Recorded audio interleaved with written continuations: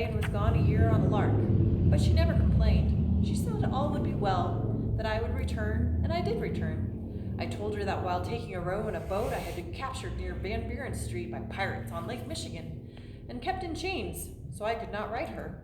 She cried and kissed me, and said it was cruel, outrageous, inhuman.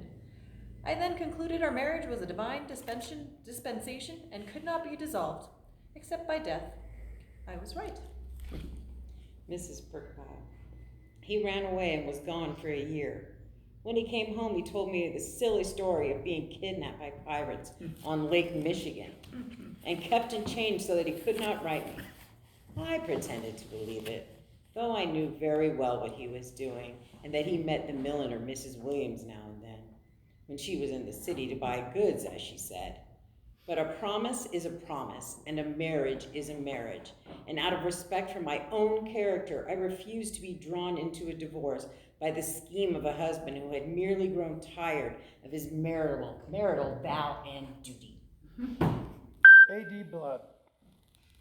If you in the village think that my work was a good one, who'd closed the saloons and stopped all playing of cards and hauled old Daisy Fraser before Justice Arnett in many a crusade to purge the people of sin, why do you let this milliner's daughter Dora and that worthless son of Benjamin Pantier nightly make my grave their unholy pillow?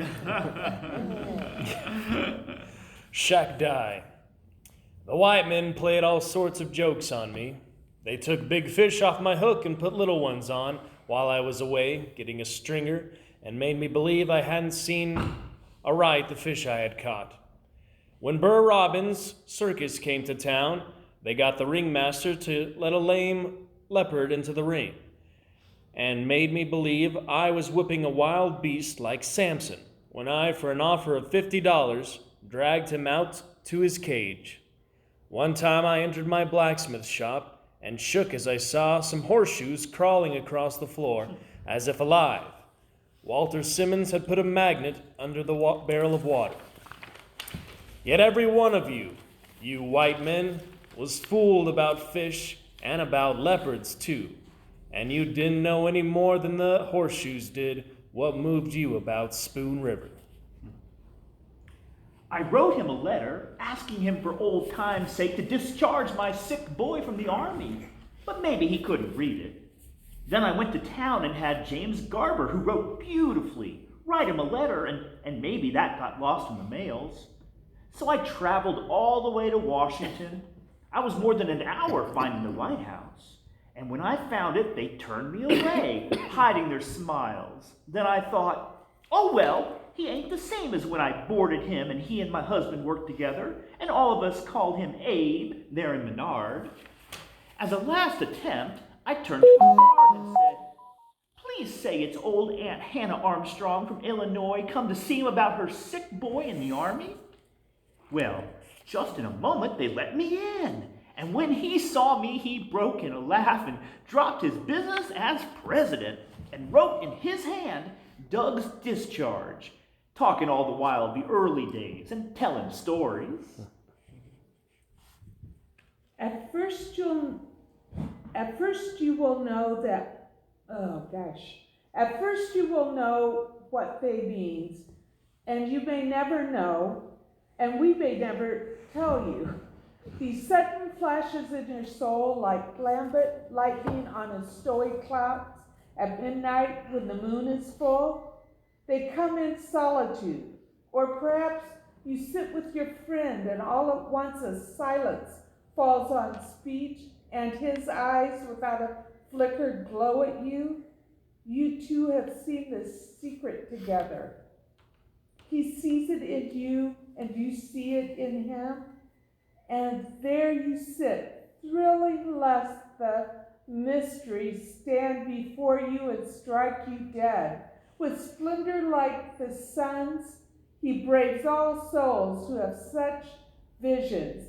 As your body's alive and mine is dead, you're catching a little whiff of the ether reserved for God himself.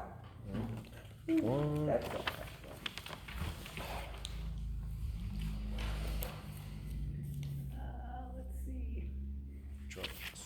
Judge Sheila Lively, 35. Uh-oh. Three night drunk? Am I on the wrong page? Yeah, No, next you're page. right. Judge. Oh, judge, okay. Suppose you stood just 5'2" and had worked your way as a grocery clerk, studying law by candlelight until you became an attorney at law. And then suppose through your diligence and regular church attendance, you became an attorney for Thomas Rhodes, collecting notes and mortgages and representing all the widows in the probate court. And through all of it, they jeered at your size and they laughed at your clothes and your polished boots. And then suppose you became the county judge. The Jefferson Howard and the Kinsley Keene and the Harmon Whitney and all of the giants who had sneered at you were forced to stand before the bar and say, Your Honor, well, don't you think it was natural that I made it hard for them? Zilpha Marsh. At 4 o'clock in late October, I sat alone in the country schoolhouse, back from the road, mid stricken fields, and an eddy of wind blew leaves on the pane and crooned in the flue of the canyon stove, with its open door blurring the shadows. With the spectral glow of a dying fire, in an idle mood, I was running the planchette. All at once, my wrist grew limp, and my hand moved rapidly over the board, till the name Charles Guiteau was spelled, who threatened to materialize before me. I rose and fled from the room, bareheaded into the dusk, ahead of my gift. After that, the spirits swarmed. Chaucer, Caesar, Poe and Marlowe, Cleopatra, and Mrs. Surratt, wherever I went with messages. Mere trifling twaddle. Charles Guiteau indeed. You talk nonsense to children. And I suppose I see what you never saw and never heard of and have no word for. I must talk nonsense when you ask me what it is I see. I wanted to go away to college, but rich Aunt Persis wouldn't help me. So I made gardens and raked the lawns and bought John Alden's books with my earnings and toiled for the very means of life. I wanted to marry Delia Prickett, but how could I do it with what I earned? And there was Aunt Persis, more than 70, who sat in a wheelchair half alive, with her throat so paralyzed when she swallowed the soup ran out of her mouth like a duck. A gourmand, yet investing her income in mortgages, fretting all the time about her notes and rents and papers. That day I was sawing wood for her and reading Proudhon in between. I went in the house for a drink of water, and there she sat asleep in her chair, and Proudhon lying on the table, and a bottle of chloroform on the book. She used sometimes for an aching tooth. I poured the chloroform on a handkerchief and held it to her nose till she died.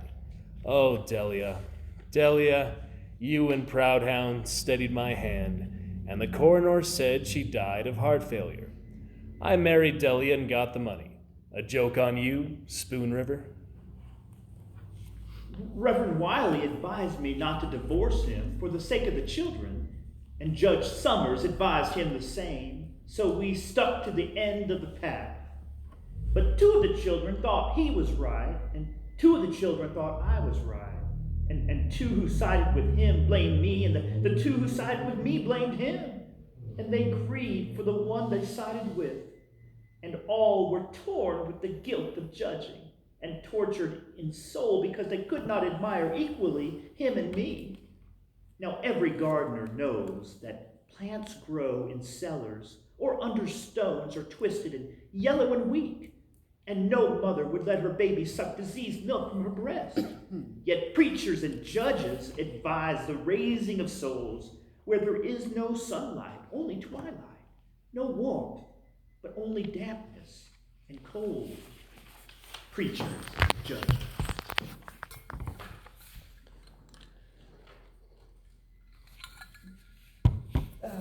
Pauline, almost the shell of a woman after the surgeon's knife, and almost a year to creep back into strength till dawn of our wedding Decennial.